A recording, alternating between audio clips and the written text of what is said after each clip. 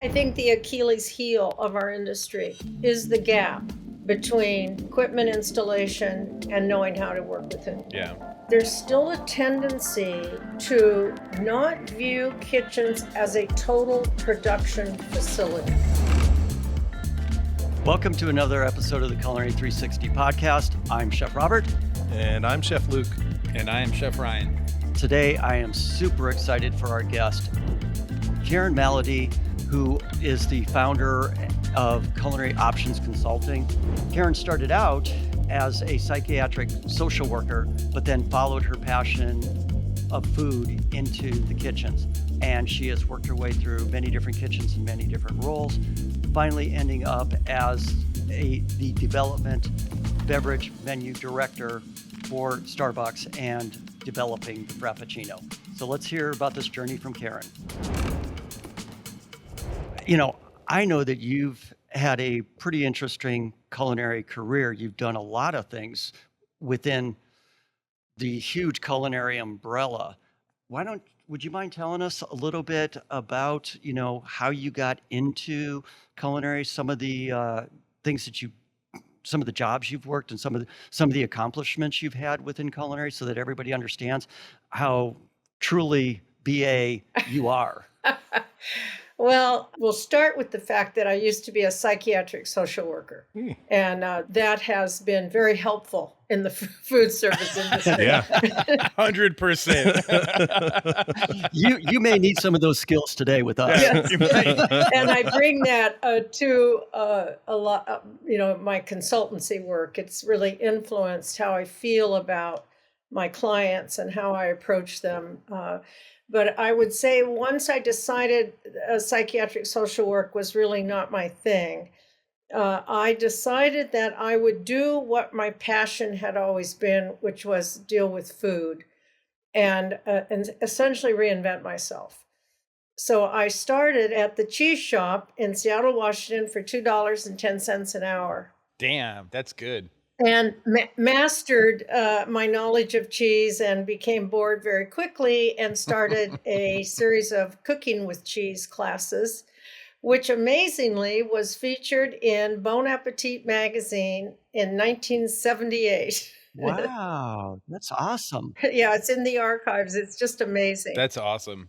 And then that turned into, sort of evolved into a catering service. And as a result of that, I was asked to become menu development director for a group of restaurants here in Seattle. And that was an amazing, unforgettable, and just perfect experience for me to understand the innuendos of food cost. I learned so much, and it really became the basis of my understanding to go forward in the industry, operations, food costs, labor control, how the menu impacts labor and equipment choice and layout in the kitchen, etc. From there, I was recruited to become vice president of food and beverage and menu development and product development for Larry's Markets. Wow. And then I was recruited from there to come to Starbucks Nice. as food, beverage, and menu development director. And in 1997, I started Culinary Options. And here I am, still paying the bills. Right. And you were on the development team for the Frappuccino, is that correct? Yes, I was. I led that. I led that development team. We worked very hard on that, as you can imagine. There are a lot of steps to developing gold standards and then going through the commercialization process. We had a great time, and I wish I had a half a penny for every one sold. Yeah. We'll just say that. Yeah. You probably wouldn't be on our podcast if you had that. She would be from some private island beach that she owns. Exactly. But that wouldn't have been any fun, because then I wouldn't have been here with you. Yeah, you guys. exactly. So Yeah, it worked out. it all works out. The commissary kitchen at Larry's, was that a cook chill kitchen then that you were doing? Interestingly enough, it wasn't. Oh, okay. Larry was such an innovator, and he realized walking around all the stores, which he did every day, that the same recipes weren't being executed in Mm. exactly the same manner in Uh-huh. 7 different stores. Wisely decided that the only way to create a consistent product was to have a central kitchen. So all of the salads and the sauces and the soups, etc., were made pretty much centrally and then sent out daily. Wow. So it was a huge effort. Kind of sad in a way because there were some beautiful kitchens in those stores, and we didn't really mothball them. But what became daily prep in the kitchens was altered because each store also had a cafe. Are they still around out here? They're not. No, I left, and I would say maybe 3 years later, the stores began to close, and I still don't know the exact reasons, but Well, because you weren't there. Yeah, exactly. It's a domino effect. Yeah. 100%, 100%. Right. because what that taught me, and I think it certainly is true. If you don't have someone consistently and constantly looking at trends and innovating, your brand becomes stale Mhm. Yep. very quickly, especially when you have loyal customers who are coming in so often and they want to see new things happening. And Right. I've actually worked a lot with food manufacturers on gold standard creation. For example, some wonderful companies, Stockpot Soups being one. And then, Robert, you had asked, I have worked, I believe, in every facet of the industry. I can't think of one I've missed. Yes, there is one I've missed. I have not worked with prisons, Okay. healthcare, college and university, business and industry. For years, I focused exclusively on commercial restaurants. But in the last 10 years, I have been working almost exclusively in non-commercial accounts. So that's part of your culinary options company that you founded and you run. And you're also what's called an MAS consultant. Could you tell us a little bit about culinary options and what an MAS consultant is and their role and what they do and how they help kitchens? Because it's a facet that most people probably don't even know exists that Right. really is a needed part of this industry. Yes, and thank you for saying that. Since I became a member of FCSI, Food Consultant Society International, that has really been my harangue, is that a management advisory consultant, MAS Management Advisory Services, we are the people who, in an ideal world, assist the client in developing their vision, their concept, the type of menu that would help that concept come to life. hmm We even, work a lot on programming. Who are you feeding? How many? What are your peak hours? All of the before design information that if we're able to come in and help people become very clear about what it is they're trying to do, then we can formulate pretty closely exactly what their vision is so that when the designer comes in, they know what they are designing for. Right. It was a shock to me in non-commercial how it is not uncommon that a designer is asked to design a kitchen before there is an operator or a concept or a menu. Exactly. Yeah. That's always bothered me. It happens, and I've been a real advocate for clients taking that ownership themselves and bringing in a food service team before design, an MAS consultant, so that we can help the designer before they're asked to design a generic kitchen.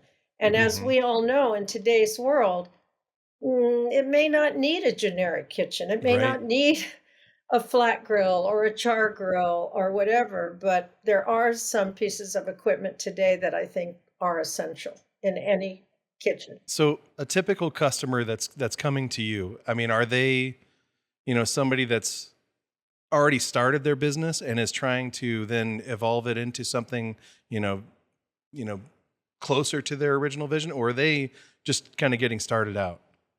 All of the above. Okay, yeah, that makes sense. And so in other words, first of all, Luke, what is often the case, and this may sound weird, a lot of people start a business without a vision. Right. And by that I mean truly clarifying who are you serving? What is your concept about? What does it mean? What's the story we need to tell? Right. What are the price points you're seeking? Sadly, in commercial, it's not uncommon for someone to have signed a lease in a space they've fallen in love with Mm-hmm. and have run no numbers. Mm-hmm. They don't understand what they need to bring into the top line to drop anything to the bottom line. Their Right. eyes are bigger than their wallet. It can happen, and it's very sad when it happens because sometimes it means the idea you had in your mind is not going to work in this space because you're not going to bring in enough top line sales. Right. Right. Your lease is too high. And Yeah. if you want to keep that lease percent 8% or under of total sales, you're going to have a long battle. Yeah. Now, Yeah. that doesn't happen so much in non-commercial with regards to once you know there's a building and the architect knows that there needs to be food service in the building, that's an established fact. We need food service. Often, though, food service is given, I don't know, a corner in a Mm-hmm. building that's Yeah. X amount of square feet, and no one knows if that's the right amount of square feet, if it's in the Right. right part of the building, if it's anywhere near a loading dock. In often, and Robert and I worked together on a concept. We are also, as MAS consultants, sometimes brought in too late. And by that, I mean the kitchen's already been designed. The concepts have not been clarified. The signage, what POS system. It's amazing how Mm-hmm. many times we come in and things have to be jerry-rigged a bit after the facility is totally designed. Right. And it's very unfortunate. I just remember in that particular case, Robert, a very expensive piece of equipment never made it out to the front of house Yeah. because it didn't fit around a corner to bring it in and out. Oh, I mean, oh my it's gosh. just fascinating to see the things that happen. And I bet that's way more difficult going into something like that than starting from the beginning. It is, Ryan, because it's not no one is necessarily to blame. Right. It's not a blame game. It's just that when carts get before horses, and in this particular case, to the designer's credit, she's the one that called us. Okay. So a lot of my work comes from designers, and some degree of it comes from manufacturers, Yeah. interestingly enough, who are working with people who have bought or want to buy their equipment, but in discussions they realize, I don't think this person is ready to know what they're going to do with this piece of equipment. Right. Could you come in and work with them, which I love. And as Robert knows, I'm a fiend about A perfectionist. working with manufacturers and going to their seminars because I don't think I can be a good concept and menu developer if I don't understand what's available with equipment. To piggyback onto what you were saying there, Karen, I go in to do startups a lot of times, and I'm working with the chef and talking with them and with the crew, and they're like, I don't know why they put this here. Why did they put this here? Or why did they first off put that piece of equipment there? Or they're like, I don't know why I have this piece of equipment. I'm never going to use this. Right. And that job that you were referencing, that we worked together on at that hospital, they had beautiful roll-in blast chillers, and they had a beautiful roll-in quick chiller. Yet no one caught in the design that the quick chiller that they put in didn't have the accessory on it so that the carts would fit. Oh my gosh. I remember it well. So even though you could take an entire, cart out of the combi oven with 20 sheet pans, 40 steam table pans, and roll it right into the blast chiller, now everything had to be offloaded onto a speed rack to go in because no one caught that accessory wasn't on that chiller to accept those carts. Yeah, that was a tragedy. Yeah. that often occurs. And another thing that I certainly learned, I would say, I had a aha moment at that particular time on that project. We develop these concepts. Designers work hard on designing kitchens. Equipment is selected. The equipment shows up.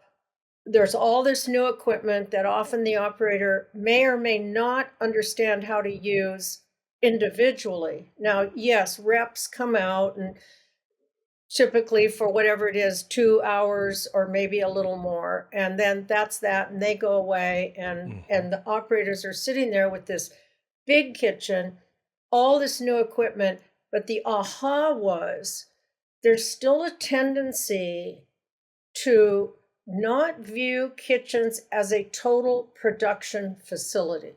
Uh-huh. It isn't about looking at just each piece of equipment and how it functions. It's how does it all work together? Mm-hmm. Right. Yeah.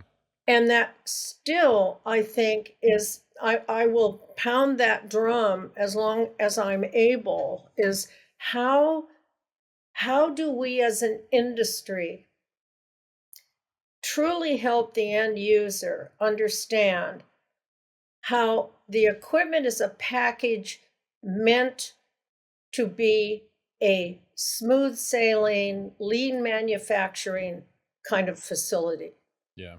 to ease the operational stress and be as efficient as possible given labor challenges. And I would say that was one of the main reasons I asked Robert to assist, because I didn't feel that the current staff were not viewing the kitchen as a holistic manufacturing facility. Right. Yeah, they were looking at every one of the kitchens or prep areas as a separate own entity and just doing that instead of everybody helping each other and it being a system where this department can do this for that department, and it just streamlines the process by looking at it that way and doing that. Right. Yeah, it was wonderful, and it was great because I felt the executive chef, who's a perfectly capable person, was a bit overwhelmed. Mm. It's typically not the executive chef who has necessarily chosen the equipment or even been involved in Right. selecting the equipment package. And I wanted him to view Robert's coming as a degree of respect I had for him, not as a slight of, gee, you don't know what you're doing, Right, not at right. all. I just felt he needed support. Right. That's why I was asking earlier if they still communicated, because they became, I don't know if I want to say friends, but We became friends, yeah. it was a beautiful thing. It got to the point where he invited me to his house on Sunday for the football game, and I brought wine, beer, and flowers, and his wife's fell in love with me. Perfect football game stuff, Robert. I'm just a passionate believer that we're all in this together, and Yeah. people just need to get their egos out of the way. We all have to work on being open to hearing things that don't fit our preconceived notions. Right. And it's just something that I really cherish about being a consultant is helping clients think about things perhaps in a different way than maybe they historically have thought about it. 100%. Create some breakthroughs. And I think we're so fortunate in the job that we have to where somebody could come in and be like, I'm looking at a combi oven, and they'll tell us their menu and stuff. We're like, you don't need a combi oven. You should look at this instead. Right. And look at these different types of equipment that we have in our test kitchen. We're not going to sell you the most expensive thing that comes in here. We're going to sell you what's right for what you need to do to be successful. And I think we're fortunate for having that Right. opportunity with people to come in and see these different equipment to be like, I don't know, this isn't going to fit your restaurant. You need this instead, and you'll save labor. You'll get better food. You'll do better with this. So, at what point in the process, typically, do you all have people coming to you? Once it's already installed or in the purchase mode? I think it could be throughout the process, right? I yeah. mean, yeah, I think, yes, if we're lucky, kind of like you, we get somebody that comes in and it's before the plan is fully cooked, right? And they're trying to figure it out, right? And they maybe have an idea, Right. but, no blueprints have been drawn, no schematics, no, maybe even the menu's not even finished yet. And so they're thinking through the whole process. So yeah, those are ideal situations. But I think we get them from all stages. points of the All spectrum. stages, Yeah. And like you also, when somebody comes in and they've already got the piece of equipment, it's already there, and they're trying to like, well, I've got this, but now I don't know what to do with it. I don't even, I've got this menu, but this is the menu I was hoping to do, but now like, oh, well, this is maybe not the right thing for you, and maybe you need this somewhere else. Well, I guess it's true with I have seen combi ovens and blast chiller freezers so underutilized and so misused. 100%. And it's why I really encourage all clients to get to any seminars that they can, or get to a manufacturer's facility or to a rep's facility, because there's nothing so many times, if someone has a combi, as an Yeah. example, they could be doing so much more with it than they are, because they Yeah. don't realize certain things can be done. I mean, Right. everything from sous vide to you name it. We all, the sort of the mantra in the industry is multifunctional equipment. Well, love it, but if it doesn't become multifunctional, then it's just a piece of equipment sitting, taking up space. Right. A thing in your kitchen. I've gone into kitchens where a combi oven is just holding sheet trays for them. Yeah. Yes, yes. Or they only use it in convection mode, and they paid, 2, 3, 4, 5 times as much as a convection oven. Yep. The other thing that I find too is people don't they don't program their equipment enough. Yeah. Because the programs is what's key, because you don't have to babysit the oven. I don't have to change modes. I don't have to worry about that. I set my brand new employee up for success because all they have to do is walk up to the oven and push a button that has a picture on it of the food that they're going to cook. It tells them when it's preheated. It tells them what to do next, because there's things that pop up on the screen. And it will go through a multitude of cooking steps and humidity levels and fan speeds, etc., and then just ding when it's done, so that they can focus on other chores in the kitchen. And that's so important right now too, with the market that people are getting for hiring, like young people that have no idea how to cook. And you can go in and be like, there's a picture, push that, walk away. That's all you need to do. It's still amazing to me, given the truth of that, Yeah. how overwhelmed and intimidated people are around combis. Yeah. I mean, I spent a lot of time in kitchens in my career, and I see between the underutilization, the underprogramming, and Robert, what I think part of that is when the equipment first comes in and people are taught, that group of people may not even be in the restaurant anymore because of Exactly. Yeah. turnover. Yeah. And they have not mastered how to program. It's scary. It's overwhelming. And so and then also, as we all know, once you change a product, the thickness of a chicken breast or whatever, then you have Yep. to tweak the programming. And it's very intimidating. That's the only word I can think of. Well, you mentioned something about, checking egos at the door, right? And I think chefs in general, and I'm going to put myself in this bucket because the example that comes to my mind was really the first kitchen that I worked in that had a combi oven, and really it was only used in convection, just like Robert was saying. And it wasn't so much that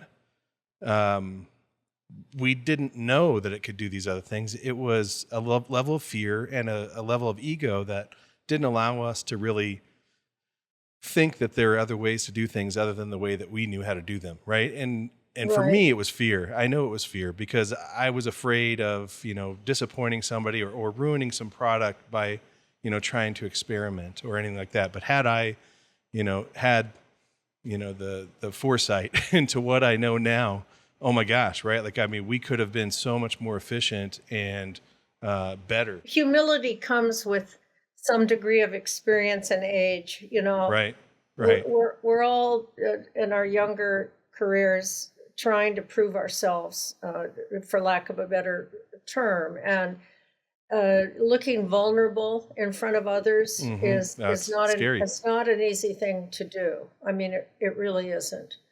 I think that part of what will move things along, Luke, in this industry is with the struggle with labor. It's almost as though operators are going to be forced to understand how to use these pieces of equipment. And that kind of training is needed more and more and more. And one of the reasons that we started Operation Food Service Design Boot Camp 10 years ago was what we see is often the end users who are signing the checks for all this equipment and for people like me, they don't necessarily have contact directly with the manufacturer. They don't always know who is the rep group, who's the distributor, who's the rep group, who is the designer. It's very confusing for many clients and users to figure out how this industry works. Mm-hmm. So how does, now I'm interviewing you, I hope that's okay, but Yeah. And it turns around. Yeah. I'm always curious. She's sneaky like that, guys. Watch out. She gains your trust, and then look out. Well, there was the era of rep groups they're going to go away. They're irrelevant. Who needs them? And I think that's come back around. Thank God, because I will send people to you all frequently. But how do people find you? How does an end user find you? We have to promote ourselves. We have to get out there in the field, talk to end users, go to restaurants, Mm-hmm. and drop off our business cards and promote ourselves. We have to do that. Yeah, it's networking. I mean, that's this podcast networking. Right. It's Yeah. your LinkedIn profile. It's creating that network so that people understand. But to your point, Karen, I don't think a lot of people understand a quality rep firm, manufacturer's rep firm, has chefs that they know the equipment, they know the training, they know how to, and they'll do this. A good rep firm will do this multiple times, go back in and show everybody how all the toys play well together, and it becomes that system. So let's talk about this for a moment.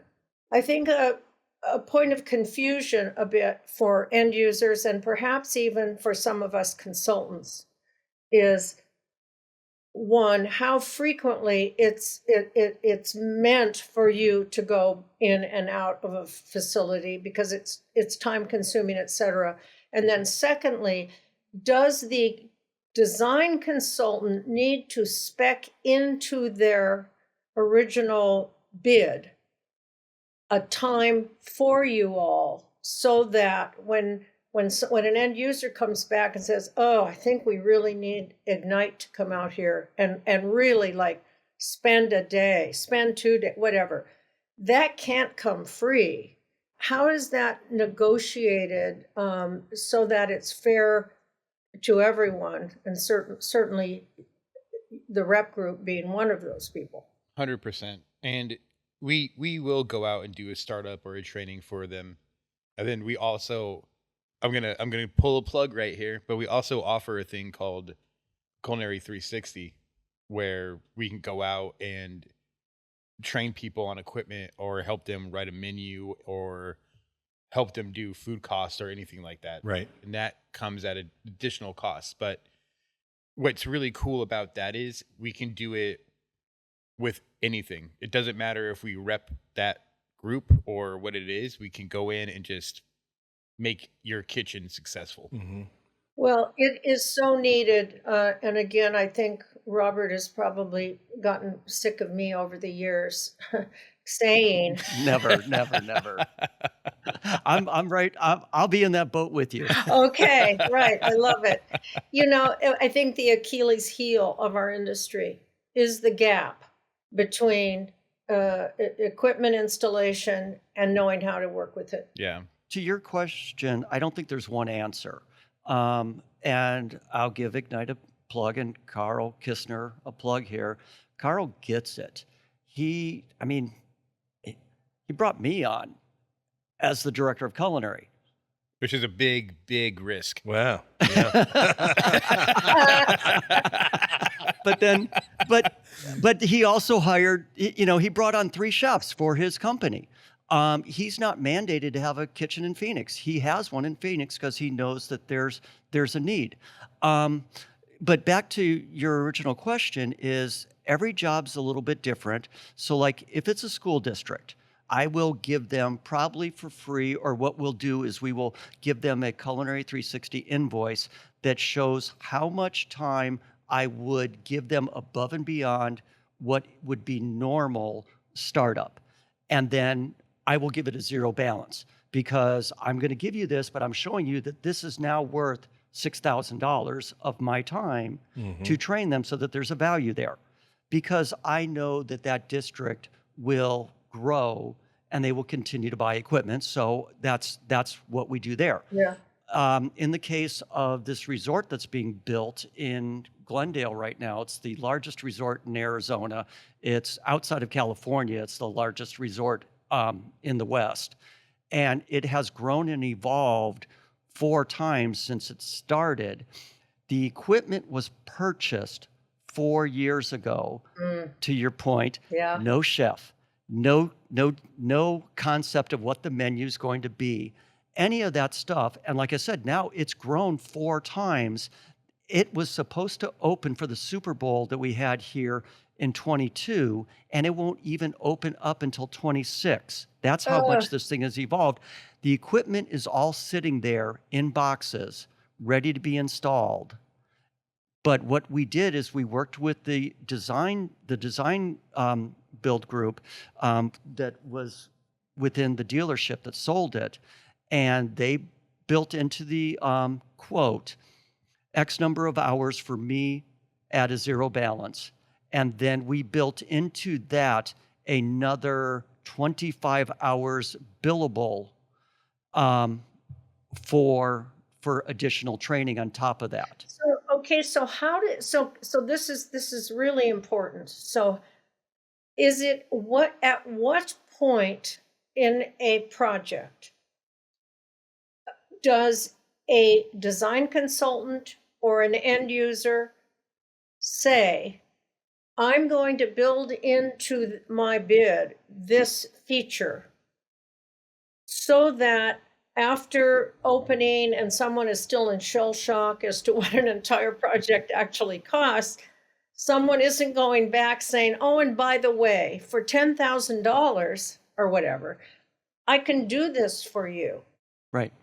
How does that feature get built into either a bid or a proposal or whatever? It needs to go into the bid because bids have to be approved and they have to, agree to that price. So as that dealer is putting the bid together, and it's going to depend if they have an inside design team at that dealership, they would be putting that cost into that at that point. Now, hopefully, before we even get to them writing the bid, because they're putting the spec together, somebody has come to the Ignite Kitchen from that design team or from that dealership and discussed with me, this is what we're trying to design into the kitchen. Do you agree that this is the right amount of combis? I do this with Clevenger all the time. Brent calls me all the time and he's like, I'm working on a cook chill kitchen. How many combis do I need? Here is how many people we're trying to feed, how many times a day we're trying to feed them, an high arching level of what the menu is going to be. Right. How many combis do I need? How many blast chillers do I need? How much holding do I need? Right. He knows he can call me and I can just go start scribbling on a piece of paper and in 5 minutes know exactly how much equipment he needs for that. Okay. So hopefully it's being done at that point, and then it's like, okay, good. Now we know that you're probably going to need 2 weeks worth of my Culinary 360 time, in addition just to teaching you how the oven turns on and turns off and all of that, to now show you that flow. And here's my billable rate for that. Write that into the spec. So that then suggests that you all having a very close relationship, close as possible, with the kitchen designers is one critical point of contact. Totally agreed. I could also see, Robert, given that the best projects, the most sensible projects are those in which I'm working collaboratively with a kitchen designer through a whole project. I'm glad to know that that's sort of the point of entry, because I can recommend that also. Right. It's much easier that- to have that money put into that spec in the very beginning where, it's all there, to try to add that later when budgets are being cut and things are being VE'd. Right. But you also got to get, whoever's writing that check has to buy in and understand the value of you and the value of what we do through Culinary 360, which I think you did a brilliant job at that hospital in Ohio of introducing me to Patty and you explaining what you felt I could do, and then me explaining it in my way of what I felt I could do, of how to, Chef Steven's great. He can run a combi. He can run his numbers. He knows how to run room service. He knows how to run retail, all of that. But he didn't know how this blast chiller worked, because the rep showed up, like you said, for an hour and said, push this button, push this button, push this button, and they were gone. And the rep never said, oh, you've got a combi over there, but it's a different manufacturer, so I can't tell you how to do that, and I can't tell you how those two come together like this. Exactly. And it wasn't even until I got on site and I said, you don't have the kit to accept the cart, so these two won't even come together. Exactly. And again, back to, we forget, those of us in the industry who've worked so hard to understand it ourselves, the subtleties of the roles and responsibilities. Often the end user is like, okay, now, should I be calling the dealer or the rep group? Who's the rep group? They often don't know, I might add. Right. Is it the design consultant? That should, and in this case, the design consultant, threw a flag up, which incredible credit goes to her. And I think you just brought up a really good thing too, is I find this a lot when an end user comes into my kitchen. they think that I'm selling them equipment. Right. No, they don't even understand who we are, what our role is, and why this building exists, why this beautiful kitchen, all this beautiful equipment's behind me, and there's a chef working out of this thing. They're like, do you cater to, or what do you do? No, Yeah, exactly. I am here to show you how this equipment works so you can make an educated decision of what is going to be best for your kitchen. Yeah, they don't even know to contact us after the fact. A lot of times it's the dealer calling us up and going, I need you to do a startup at this place. And I've had this happen too, where I go there to do the startup and there's no kitchen staff because all they're doing is checking their box. The GC. And, right, the GC, the equipment's been installed. Somebody from the rep group came out there. Yeah. Yes. And it's working, and I've done what I need to do. It's a catastrophe, and you can see why there still is such confusion about. Yeah, I mean, throw the GC in, the KEC, all these people are Right. involved, the architect in some cases, the interior designers. Like, Uh-huh. we have a situation here, but we haven't got the slightest idea who to call. And if we ever figure out who to call, is it going to cost us more money to have them help? It's an unfortunate situation, and I would almost go so far as to say any new kitchen Yeah, with any staff needs this. Period. 100%. What it really comes down to is we don't sell shit. We don't sell. What we do is we build relationships. We build relationships with the dealers, the end users, the Yes. people that come into our kitchen. That's our main goal, is what can we do to help you? I mean, Ignite's thing is we're in your kitchen. Right. Like, we're there to help you. We're there to support you. I can have a client from 2 years ago still text me and be like, "Hey, I'm doing roasted chicken. How do I do that?" "Oh, here you go. Here's a recipe for it."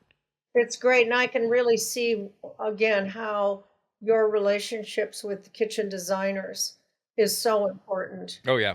Well, it's just an amazing circle of events, isn't it? To get from an idea to Yeah. the implementation of an actual kitchen. And it's partly why, again, Robert, I've been so assertive in my helping people understand that there is such a thing as an MAS consultant, and Right. we can play a critical role in helping people develop what they're really trying to do. I absolutely cherish my relationships with all the rep groups.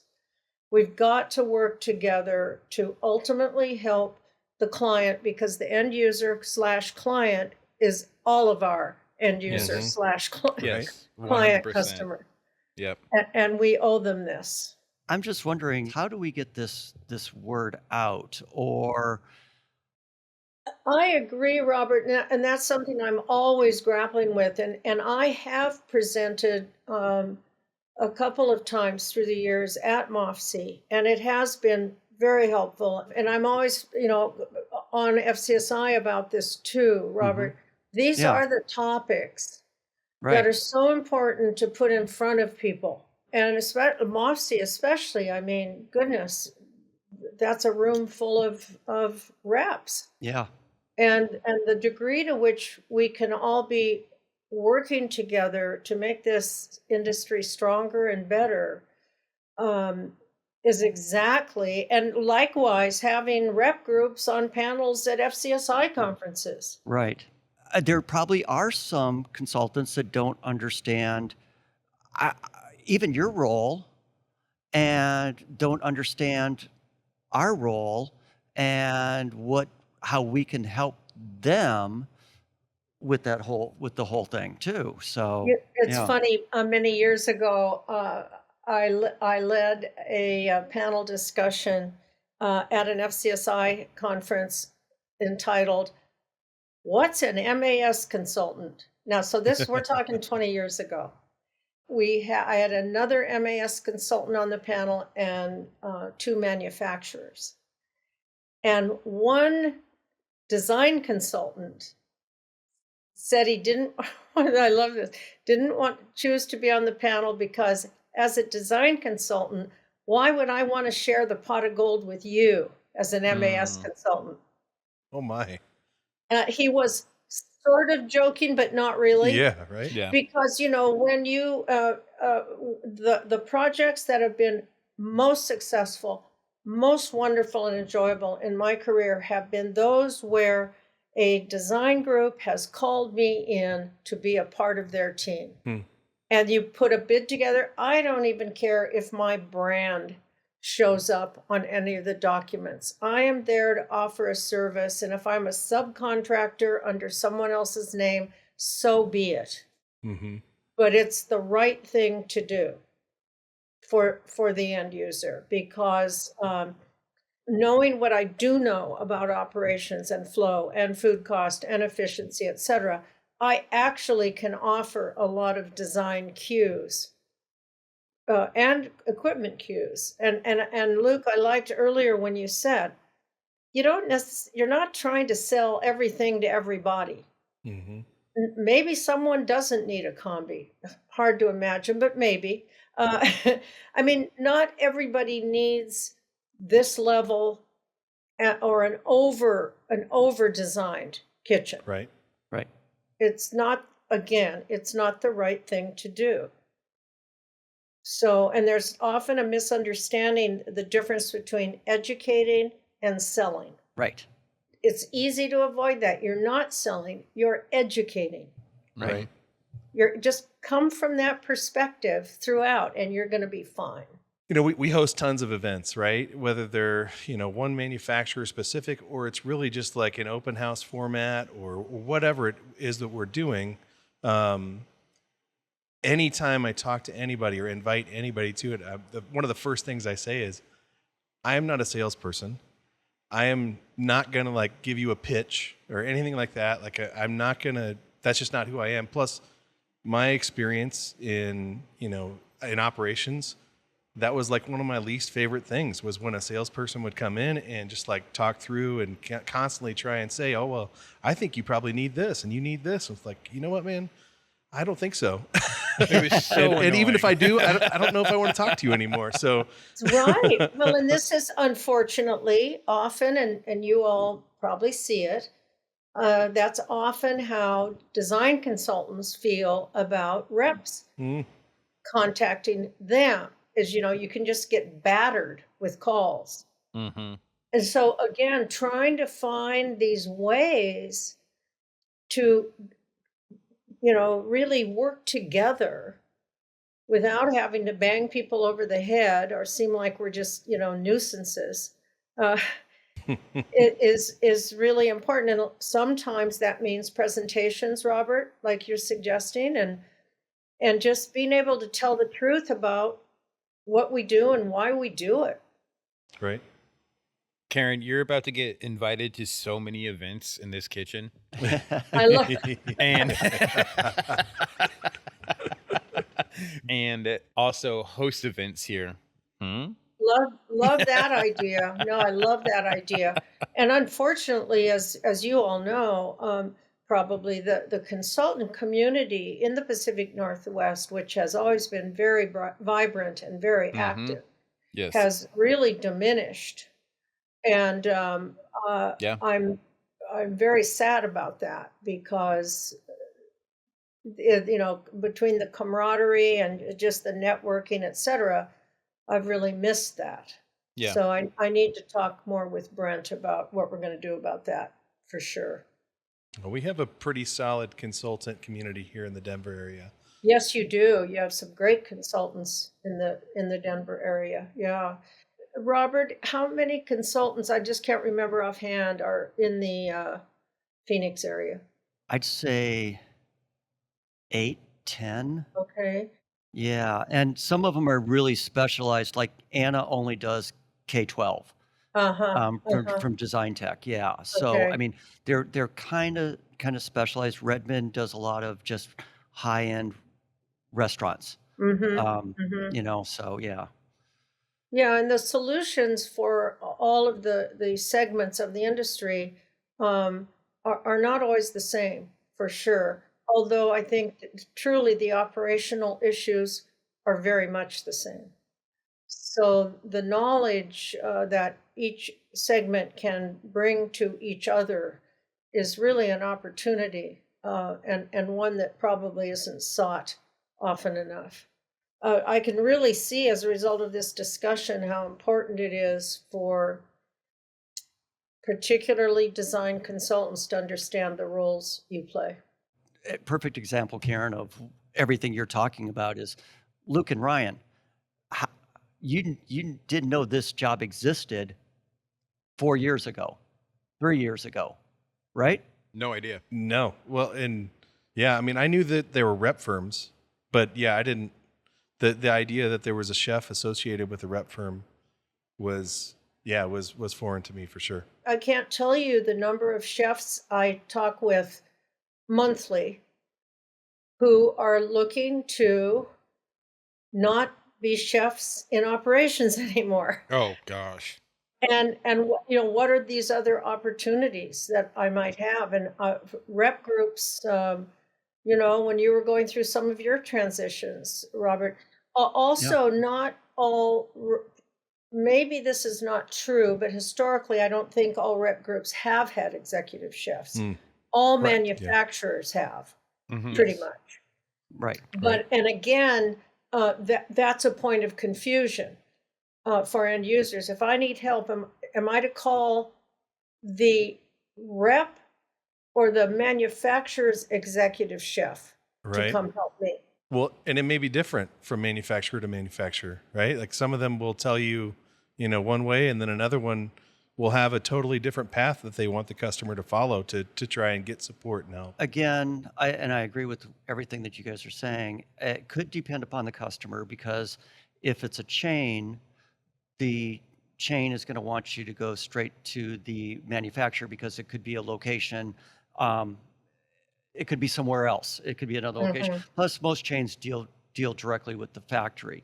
If it's an independent, I would definitely say going to the rep because the factory's just going to call me and say, "I need you to contact this person." Exactly. I was flying home the other day from a training, and I get a text message, and so I text the guy back, and I'm like, "Hey, yeah, this is Robert from Ignite Food Service." He gets back to me, and he's like, "You say Ignite? I know you as the corporate chef from Altosham." I love it. I'm like, "Well, I still represent Altosham, but I'm in Phoenix now as the rep." I'm like, "Well, what's your question?" And I just answered his question because it was going to be easier for me just to do that. And, I'm not going to be like, "No, I need you to call this phone number and talk to the corporate people over there." And no, that's not how Ignite works. Even people within the industry get confused. Oh yeah.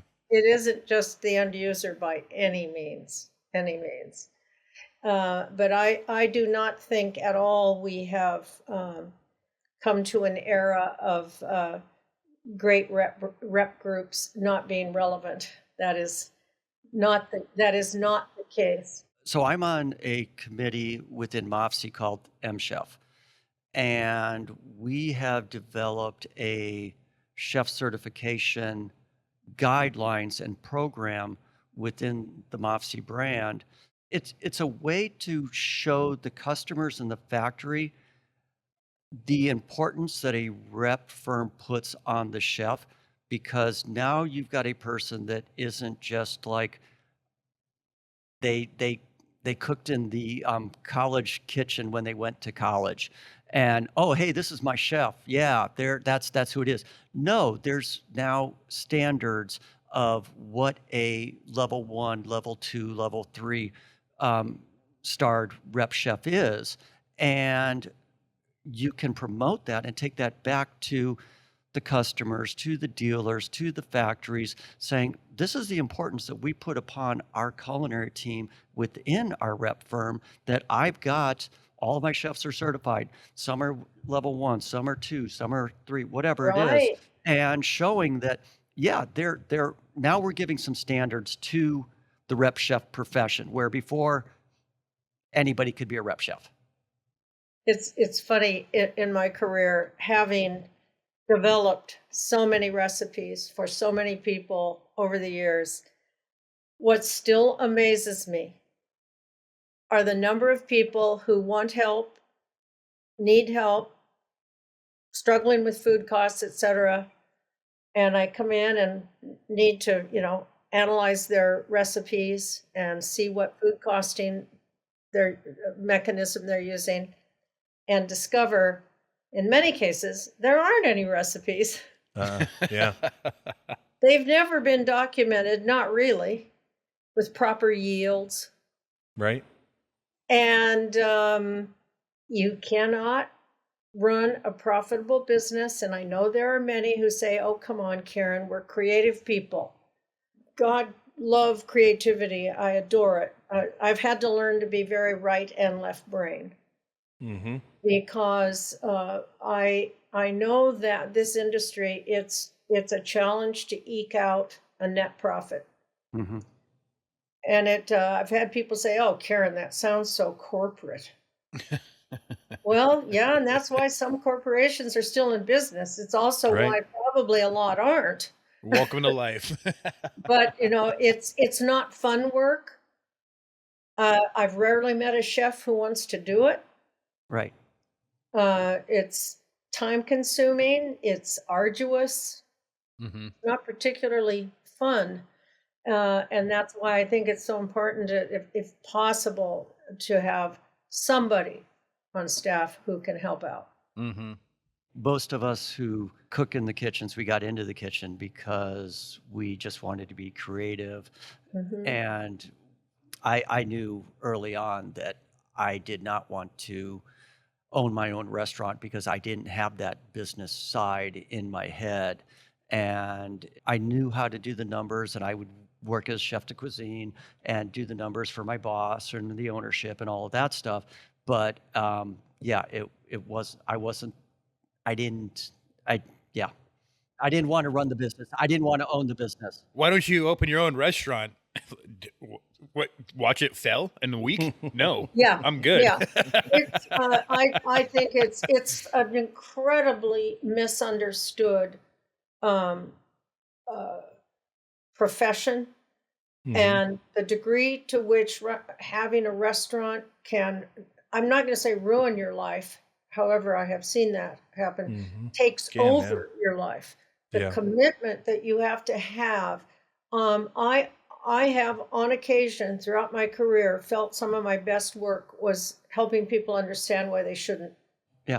I could tell it just wasn't right for them. They were not going to make it. I just didn't feel the DNA was there, and the chops for it. I do think also it's why a lot of chefs have gone either into non-commercial, Mhm. where you don't typically work Mhm. on weekends or Right. late at night, and or executive chefs for rep groups or manufacturers. It still means you probably are going to do some traveling. Mm-hmm. Mhm. So I alert people to that. It's not like a piece of cake that you guys don't work hard, but it is different. I think the best thing I learned from being in the restaurant industry was how to coach people Mm. and how to make people better and Yeah. teach them ways that I think are good and learn off of it. And I'll cook any day of the week, right? I'll make you whatever kind of food you want. But my passion was coaching and teaching people Good for how to live you. life and grow that way. You know what I mean? Like, oh, you've never cooked? Cool. Come work in my restaurant. I'll teach you this. But like, let's grow you as a person. I love that, Ryan, and I truly wish more people had their fire in the belly around that issue, because Yeah. Mhm. we have a tremendous opportunity to um, help people grow and expand, personally and professionally. I also, I've worked in many, many, many kitchens as a consultant, where the chef really isn't a chef, Mhm. and isn't even necessarily called that. I mean, not every kitchen is being managed at the top by someone who's had massive culinary training. Mm-hmm. All the more reason that a lot of times end users are not familiar with a lot of the new smart equipment. And it is intimidating, and they need help Right. becoming familiar and comfortable with the equipment available in today's world. Yeah. I agree 100%. Yep. Here's a riddle for you all. How do you make $1 million in kitchens? Start an OnlyFans. Jeez.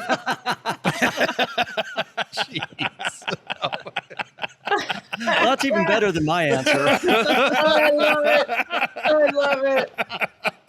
There you go. Oh man, it's a brutal business. It's a great business, but it's brutal. It is. Anything else y'all want to ask me? I don't know. That was a really good conversation. Right. It kind of feels like we did it. We did everything we needed to do right there. I love it. I love it. Well, I really thank you for the opportunity. I love talking about these things because I want the industry to be supportive of each other, and I want people to understand how it works and how it can work in the best of circumstances.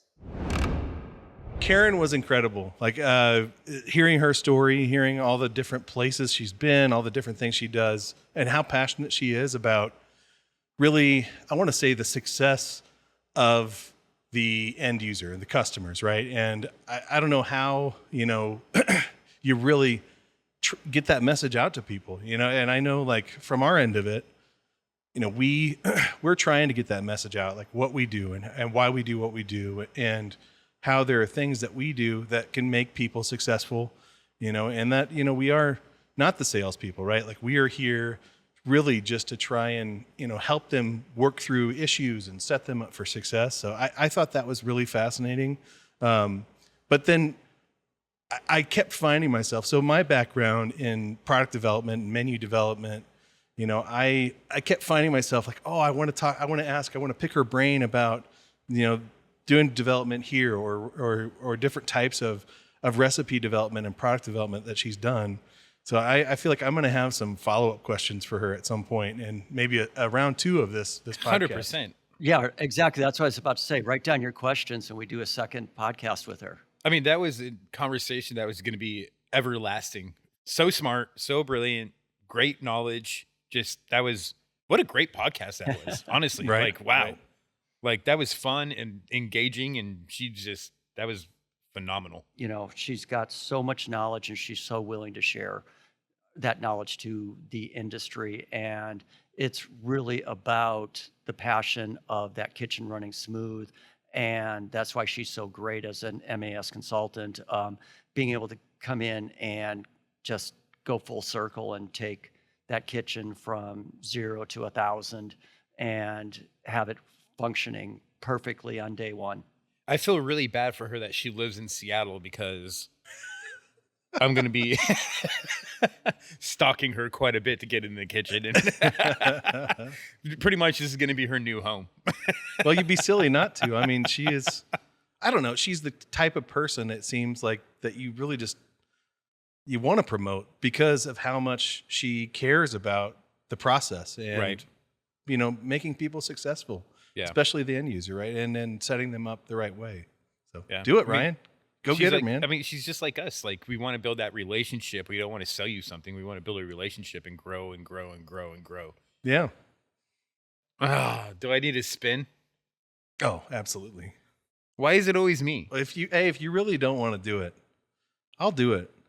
You'll spin? It's not going to be very good. No, I can't spin. I mean, I could like stand around and spin. It wouldn't be nearly as cool as that. See, look at you. It's like you're like in a spaceship or something. Thanks for watching, and I hope you click that subscribe button. Whee!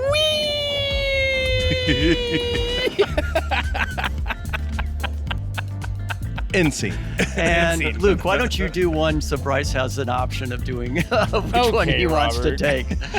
Hey, all kidding and joking aside, the podcast was awesome. So anybody that's out there listening, hit subscribe, come check us out, keep listening to us. We love hearing from you guys. Thanks. Oh, Luke's was way better than mine.